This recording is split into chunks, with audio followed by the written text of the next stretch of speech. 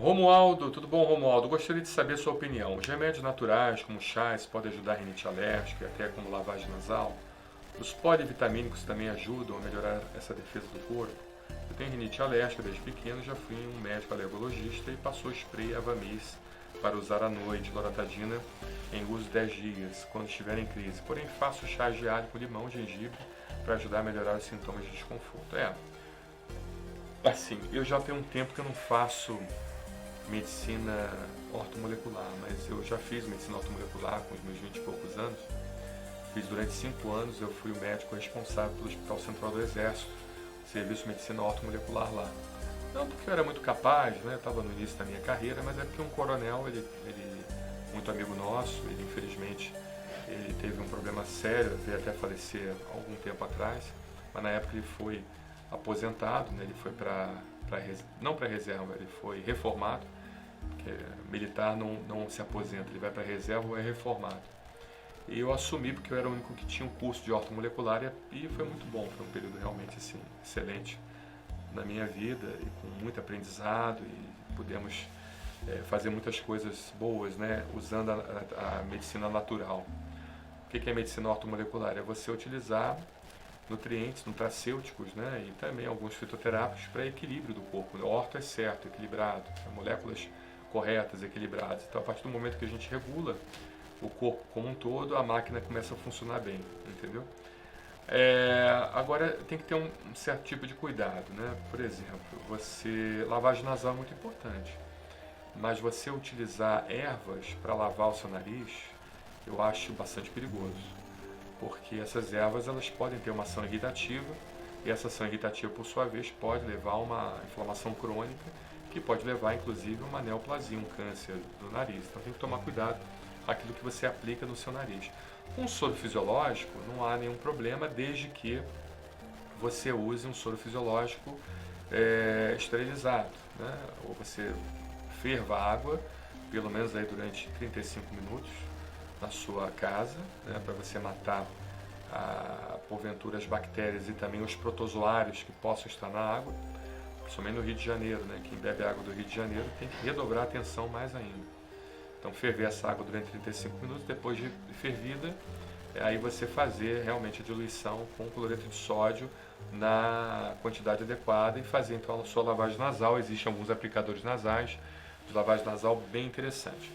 É importante também te ressaltar que há casos de pacientes que usam lavadores nasais sem filtrar a água e sem ferver essa água e que acabam desenvolvendo parasitose intracerebral, tá? Tem casos aí relatados que deixam os médicos loucos, de repente o paciente começa com sintomas neurológicos, sem saber o que está acontecendo, e o médico fica sem saber o diagnóstico e depois só vai conseguir o diagnóstico quando começam as lesões realmente visíveis em tomógrafos ou ressonâncias magnéticas, e aí é muito tarde, acaba perdendo o paciente, e quando vai fazer a necrópsia, a autópsia daquele cérebro, vê ameba, vê giardia ali dentro.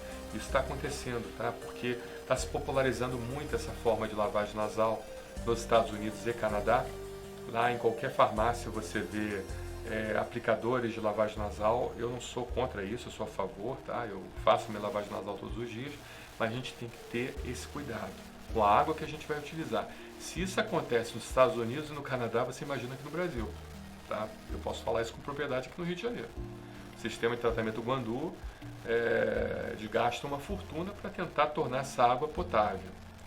Então, se acontece no Canadá e nos Estados Unidos, imagina no Brasil a chance que a gente teria de desenvolver uma parasitose cerebral, tá? É muito perigoso. Então, meu primeiro recado é esse. Lave suas narinas, não há problema, com as medições certas, mas tenha cuidado com a água que você vai utilizar. E se for utilizar água de bica, filtre ela primeiro e depois ferva durante pelo menos 35 minutos para que ela tenha uma qualidade adequada. Os polivitamínicos, aí você pergunta, né, também ajudam a melhorar a nossa defesa do corpo? Olha,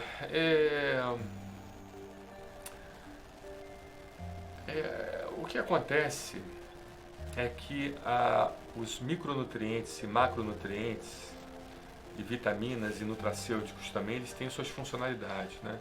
Cada reação enzimática que o nosso corpo ele desenvolve, ele ele promove, ele precisa de um macro e de um micronutriente para que aquilo ali possa funcionar, entendeu? Então, se você tiver essas substâncias estáveis no seu organismo, ou seja, não em grandes quantidades, não fazer suplementações sem necessidade, mas uma suplementação consciente, com um diagnóstico adequado, onde você tenha realmente uma deficiência de determinadas substâncias, né, determinados complexos vitamínicos, minerais, micronutrientes e macronutrientes, aí tudo bem, tá? Não há nenhum problema. Por exemplo, o zinco. O zinco é muito importante, né? Faz muito bem, tá? E a regulação hormonal também. Você tem que ver o que está faltando de hormônio, o que está em excesso, para que de certa forma você tenha, acabe tendo um equilíbrio corporal, uma homeostase, né? Eu tenho rinite alérgica desde pequeno, já fui a um médico alergologista e passou a Avamys, que é um excelente remédio, um corticoide nasal, você pode utilizar durante muito tempo, sem nenhum problema, com a indicação do médico, certamente, né? E em uso 10 dias quando estiver em crise. Não deve utilizar somente na crise, esse é o grande problema. O corticoide nasal, ele precisa ser utilizado durante longa data, porque o corticoide ele age dentro do núcleo da célula, modulando então a produção das substâncias pró-inflamatórias e que venham então a desenvolver, a produzir substâncias proativas que venham piorar então o quadro de alergia. Então por isso que o Avamys, como qualquer outro tipo de corticoide nasal, ele deve ser utilizado durante longa data, diferentemente dos remédios orais e injetáveis, os chamados corticoides sistêmicos. Esses não, esses têm bastante restrição, mas o corticoide nasal, inalatório, ele pode ser utilizado durante longa data, até porque ele só vai funcionar se utilizado durante longa data, tá? Não deve ser utilizado durante longa data, remédios orais, injetáveis e alguns cremes também à base de corticoides, que eu esqueci de falar dos cremes. Então os cremes também tem que tomar cuidado, porque há cremes de alta potência que podem ser absorvidos e podem dar efeitos sistêmicos e também podem levar a problemas dermatológicos como o aparecimento de estrias, então tem que tomar cuidado. Mas o corticoide nasal não há problema, são microgramas que são utilizados e esses microgramas, pouquíssimo vai para a corrente sanguínea, o que vai metabolizado pelo fígado, porque o corticoide ele é lipofílico, ele se agrega muito bem aos lipídios e consequentemente ele acaba não penetrando muito facilmente na nossa corrente sanguínea. Aí você fala que chás de alho com limão, gengibre, tudo isso é muito bom, mas aí falando do alho, né? Aqui a gente acaba fazendo um pouco do papel do advogado diabo, né? Mas assim, o chá de alho, ele teria uma ação bem interessante realmente para o controle de processos alérgicos, né? Mas em contrapartida, ele aumenta muito a coagulação, diminui muito a coagulação sanguínea. E na diminuição da coagulação sanguínea, se você for fazer algum procedimento cirúrgico, odontológico, e você com aquela coagulação muito diminuída, você pode deixar o cirurgião doido na mesa de cirurgia. Você pode até morrer por causa disso, entendeu? Então tem que tomar cuidado com o que a gente faz, né? Nada na vida em excesso, pense no ortomolecular. O orto é correto, equilíbrio, homeostase, né? Então nada em excesso faz bem, tá? O gengibre, por sua vez, é uma substância bem interessante também. É uma substância que tem enxofre na sua composição, tem ação anti-inflamatória. A gente sabe que o enxofre ele tem uma atividade anti-radical hidroxila. Radical hidroxila é um dos principais radicais livres que existem no nosso organismo, que mais fazem mal, que agem diretamente, lesionando nosso DNA, junto com o radical superóxido também. Mas a hidroxila costuma ser mais agravante, costuma ser muito mais agressivo. E quando a gente faz um derivado do enxofre, a gente acaba neutralizando então um pouco a quantidade de radicais de hidroxila. Tá? E o gengibre acaba também fluidificando as secreções, ajuda na fluidez das secreções, facilitando então a eliminação das secreções, evitando então com que elas fiquem estagnadas e sirvam de meio de cultura para bactérias, evitando a possibilidade de sinusites bacterianas e virais também. Muito bom, mas assim, tudo tem que ser feito com bastante cuidado, parcimônia. Tem que ter indicação médica, porque olha quanta coisa que provavelmente você não sabia, né? Que você aprendeu com a gente aqui.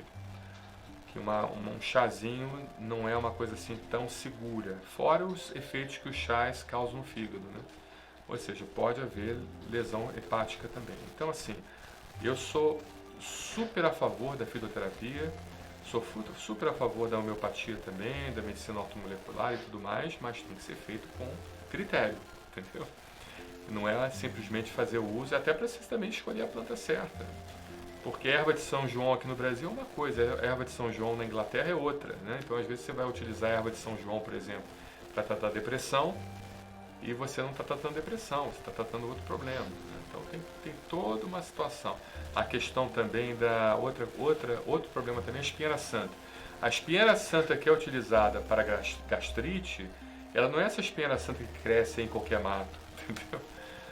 Então tem que tomar cuidado. Às vezes você está tomando alguma planta tóxica que está afetando sua medula óssea, afetando seu fígado, afetando seu estômago, levando você à possibilidade de câncer, e você não sabe. Então os extratos de fitoterapia precisam ser inclusive padronizados, tá? Para que você realmente melhore. Agora, um tratamento que melhoraria muito você é o controle de ambiente. O controle de ambiente para pacientes alérgicos, a gente tem uma playlist no nosso canal no YouTube.